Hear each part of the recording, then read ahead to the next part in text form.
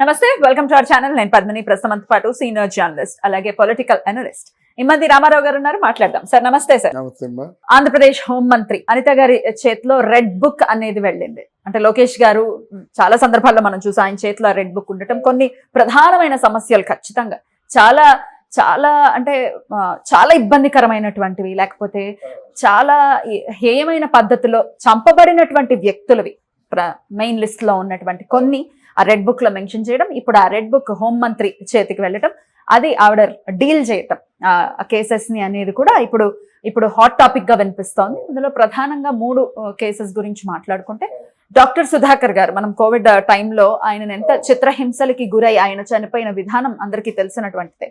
అలాగే డ్రైవర్ సుబ్రహ్మణ్యం ఇంటికి పార్సల్ చేయడం బాడీని అనేది కూడా మనకు తెలిసిన, మనం విన్నాం ఆ స్టోరీని. ఇంటికి బాడీని పార్సల్ చేయడం ఆ స్టోరీని కూడా విన్నాం. అలాగే ఇంకొకటి అక్కని టీజ్ చేశారని చెప్పి, ఏంటిది ఈ పద్ధతి ఏంటి అంటే కాల్చి చంపారు అమర్నాథ్, బాపట్ల అమర్నాథ్.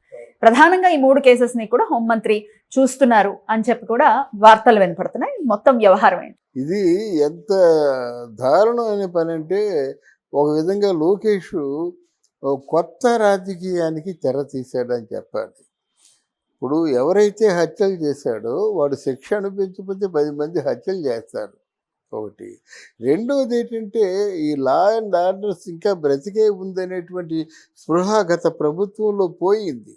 ఎందుకంటే ఈ 5 సంవత్సరాల్లో ఎవరు పోలీస్ కంప్లైంట్ ఇచ్చినా ఎఫ్ఐఆర్ నోట్ చేసే ప్రసక్తే లేదు. వాళ్ళు వైసీపీ వాళ్ళు వస్తే యాక్షన్ తీసుకున్నారు, మిగతా వాళ్ళు ఎవరు ఏ పార్టీ వాళ్ళైనా సరే చిత్తుబుట్టలో పారేశారు. ఇలాగా మంచి కరోనా కాలంలో డాక్టర్ సుధాకర్ ఎనస్థీషియన్, చాలా వాల్యుబుల్ డాక్టర్ అన్నమాట. వాళ్ళ గంటల్లో అమౌంట్లు ఉంటాయి. అటువంటి వ్యక్తి చేసిన పాపం ఏమిటయ్యా అంటే, మాస్కులు లేవని చెప్పడం. ఆ మాస్కులు లేవని చెప్పిన దానికి వీళ్ళు ఏం చేశారంటే, ఇక మాస్కులు లేకుండా ఆయన్ని డిస్కార్డ్ చేశారు.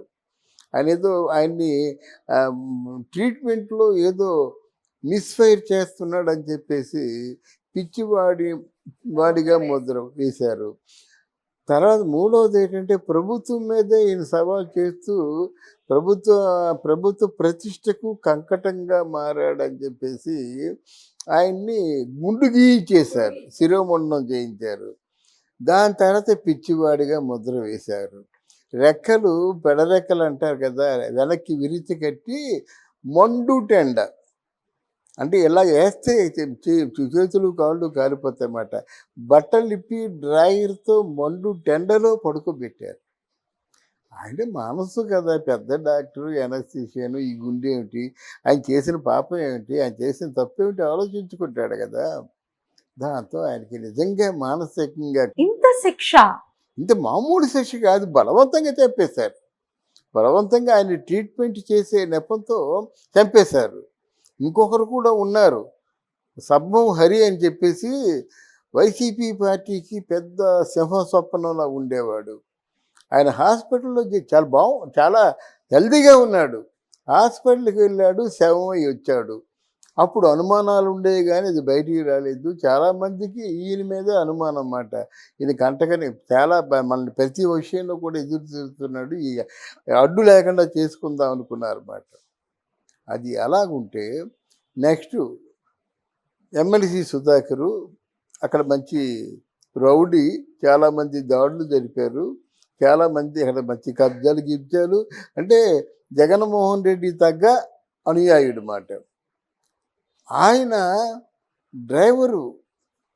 డ్రైవరు ఒక నీచమైన పని చేశాడని, నీచమైన పని అంటే సహజంగా పెద్దళ్ళల్లో చాలా ఉంటాయమ్మా, ఈ రహస్యాలు మనం బయటికి చెప్పలేము. నీ కోపం వచ్చింది కదా, మానిపించేసేయి, లేదా ఇంకా కోపం ఉంటే ఈ ఊర్లో తిరగకుండా పోరా, బయట ఎక్కడో తిరగరా అని చెప్పు. అంతేగాని డ్రైవర్ని ఎంత కసి లేకపోతే ముక్కలు చేసి, ఒక మన అమెరికా వెళ్ళే పెట్లు ఉంటాయి కదా, అట్లాంటి పెట్లోను పార్సల్ చేసి ఇంట్లో డెలివరీ చేశారు. ఇది ఎంత దారుణం అండి. ముక్కలుగా ఇంటి కొడుకు, మొగుడు, పిల్లలు ఎవరో చూస్తే వాళ్ళ జీవితంలో మర్చిపోలేరు కదా.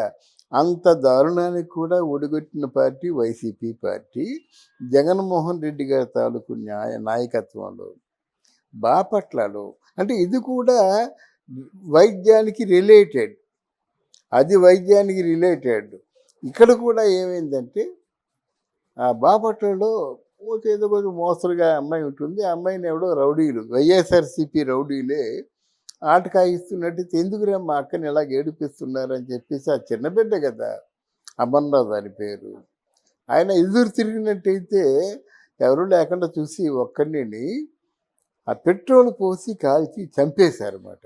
కాలిపోయారు, హాస్పిటల్ తీసుకెళ్తే చచ్చిపోయాడు అన్నమాట. ఇది లబోదిబోమంటున్న కన్సర్న్డ్ ఒక నా ఎమ్మెల్యేగా ఉంటూ వైద్య శాఖకు సంబంధించిన వ్యక్తిగా ఉంటూ అక్కడ డాక్టర్ని రక్షించుకోలేకపోయినావు, ఇక్కడ అమర్నాథ్ని రక్షించుకోలేకపోయావు. ఇట్లాంటి హత్యా రాజకీయాలు జరుగుతుంటే నువ్వేం చేస్తావని మొదటి కేసు విడుదల రజనీ మీద పెట్టాడు ఆయన. ఎర్ర బుక్లో రాసుకుంది, అది లీక్ అయింది. లీక్ అవ్వడానికి కారణం ఏంటంటే విడుదల రజనే వంగలపూడి అనిత ఎప్పటి హోమ్ మినిస్టర్కి ఫోన్ చేసింది. ఎందుకంటే అమ్మ ఏదో వార్తలు వినిపిస్తున్నాయి, నేను మాత్రం దానికి నాకు సంబంధం లేదమ్మా, ఆ విషయాలు నాకు తెలియదమ్మా, అయితే విశాఖపట్నంలో జరిగింది నిజమే కానీ దాంతో నాకు తెలియదని కాళ్ళ వేళ పడుతుందన్నమాట. ఇవాళ రేపు ఆ కేసు హీరింగ్కి వస్తుంది, విడుదల రజనీని అరెస్ట్ చేస్తారన్నమాట. దానికి సమాధానం చెప్పుకోవాలి. ఈలోగా ఏదైనా పార్టీలోకి మారిపోయినట్టయితే సంబంధిత పెద్దలు ఏదైనా అడ్డు కట్ట వేస్తారేమో అని ఆవిడ ఆశ. మారితే గిరితే అధికార పార్టీలోకి వస్తారు. ఇంకా అలా వచ్చిన తర్వాత ఆ కేసెస్ అనేవి వెనక్కి పడిపోతే గనక, ఒకవేళ వాటిని డీల్ చేయకపోతే గనక డెఫినెట్ గా లోకేష్ గారి మీద కానీ లేకపోతే అసలు ప్రభుత్వం మీద కానీ డెఫినెట్ గా అపనమ్మకం అనేది ఖచ్చితంగా కలుగుతుంది. అదే బీజేపీ పార్టీ అది చేసింది కాబట్టి అప్పుడు 400 సీట్లు వచ్చినాయి, ఇప్పుడు 290 వచ్చాయి. కానీ మీరు చెప్పినట్టుగా విశ్వాసాన్ని కోల్పోతారు కదా, ఆ పార్టీ ఉనికినే కోల్పోదు. ఎందుకంటే విక్టిమ్స్ కి ఖచ్చితంగా న్యాయం జరగాలి. వాళ్ళకి న్యాయం జరగాలి అని అంటే ఒకవేళ మారినా శిక్షార్హులకి శిక్ష పడాలి. అవును, శిక్షార్హులు కదా, శిక్షార్హులుగానే వాళ్ళు ఉన్నారు. నాకు తెలియదని తెలుసుకోవాల్సిన బాధ్యత నీకుంది. ఇప్పుడు సుధాకర్ డాక్టర్ కదా, వైద్య వృత్తిలో ఉన్నాడు, హాస్పిటల్లో పనిచేశాడు. ఆయన చేసిన నేరం ఏంటి అడగాలి కదా, ఆయన చేసిన నేరం ఏంటి, మాస్కులు అడడం తప్ప, దానికి ఇంత పెద్ద శిక్ష అని చెప్పేసి కనీసం అప్పుడు దాన్ని ఖండించాలి కదా. పిచ్చి అయితే అసలు గవర్నమెంట్ హాస్పిటల్ ఎలా పనిచేస్తాడు, ఉద్యోగం ఎలా వస్తుంది? అందులో ఎనస్థీషియన్ అంటేనే అసలు చాలా క్రూషియల్ గా, చాలా కాన్షియస్ గా ఉంటాడన్నమాట. ఎందుకంటే ఒక నిమిషం తేడా వచ్చిందని చచ్చిపోతారు మనుషులు మాట, కొంచెమే తేడా వచ్చినా చచ్చిపోతారు. అందువల్ల అట్లాంటి పెద్ద డాక్టర్ చచ్చిపోయినప్పుడు కూడా దాని మీద నీ తాలూకు స్పందన లేకుండా ఉండడం, నువ్వు తప్పకుండా నువ్వు చేసిన తప్పే అది. నువ్వు రోజు వేస్తున్న చీరలు నేను రక్షించవు, నీ మోడలు పోజులు కానీ ఇవన్నీ ఏవి రక్షించవు, నీ తాలూకు సర్వీస్నే చూస్తారు. ఇక్కడ తెలంగాణలో సీతక్క ఏ చీరలు కడుతుందండి? సీతక్క వచ్చినట్టయితే సోనియా గాంధీ ముందు మొత్తం సభ అంతా హోరెచ్చిపోయిందంటే ఎందుకు హోరెచ్చిపోయిందంటే నిజాయితీ, చేసే సేవకి హోరు అనేది ఉంటుంది. అదే నిజాయితీ. అలాంటి నిజాయితీ నీలో ఉంటే నిరూపించుకో, అది మనం చెప్పాలన్నమాట. అందువల్ల వైఎస్ఆర్సీపీలో ఇంకా అరెస్ట్ కావలసిన వాళ్ళు చాలా. కొడాలి నాని ఉన్నాడు, పేర్ని నాని ఉన్నాడు, వల్లభనేని వంశీ ఉన్నాడు, అంబటి రాంబాబు ఉన్నాడు, మన రోజా ఉంది, తర్వాతేమో అరుణ్ కుమార్ యాదవ్ ఉన్నాడు, అన్నిటినీ మించి కొడాలి నాని ఉన్నాడు. వీళ్ళందరూ అసలు ముఖ్యమైన నేత రోజా ఉంది. వీళ్ళందరూ జైలుకి వెళ్తారు, వీళ్ళందరూ ఎర్రబుక్కులో ఉంటారు, చూడకుండా చెప్తున్నాం. వీళ్ళందరూ జైలుకి వెళ్తారు. వీళ్ళు కానీ జైలుకి వెళ్ళకపోతే వీరు తెలుగుదేశం పార్టీ, కూటమి పార్టీ వాళ్ళు ఏమైనా లా అండ్ ఆర్డర్స్ గురించి మాట్లాడితే మనమే ప్రతిఘటిస్తాం. అందుకే కదా మిమ్మల్ని ఎన్నుకున్నాం. భయభ్రాంతులు అయిపోతున్నారు రా బాబు, మీరు వచ్చి లా అండ్ ఆర్డర్స్ని మీరు రక్షించండి అని చేతులెత్తి ముక్కు ఓట్లు వేసాం. అందుకు మనం అడుగుతాం అన్నమాట. పార్టీలోకి వచ్చినంత మాత్రాన పరిస్థితి మారిపోతుంది, శిక్ష నుంచి తప్పించుకోవచ్చు అంటే అది కరెక్ట్ పద్ధతి కాదు. ఎందుకంటే ప్రజలు చూస్తున్నారు. ఎండ్ ఆఫ్ ది డే అధికారం ఇచ్చినాడు, మీరు చెప్పినట్టుగా అధికారం ఇచ్చారు, దాన్ని ఖచ్చితంగా సద్వినియోగం చేసుకోవాలి, విక్టిమ్స్ కి న్యాయం జరగాలి. Right sir, thank you sir. Thank you.